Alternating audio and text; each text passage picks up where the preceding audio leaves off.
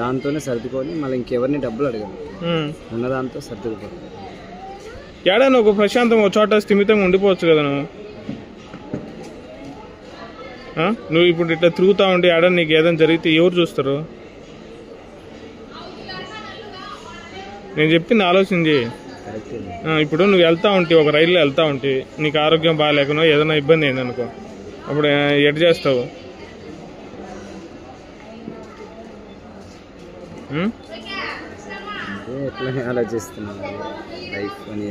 Life నువ్వు set చేసుకోవాలి. చదువుకున్నావు కదా నువ్వు, చదువుకున్న తర్వాత ప్రయత్నం చేసాము 10 years, జాబ్స్ రాసిన ఏం రాలేదు.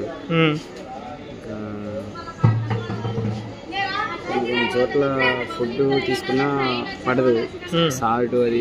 ఇప్పుడు ఒక చోట భోజనం చేసాం, ఆ సాల్ట్ వల్ల కొద్దిగా హెడేక్ ఇదైపోయింది. మళ్ళీ ఆటోమేటిక్గా 1 days 2 days క్లియర్ అయిపోయింది. వాటర్ తీసుకుంటాం.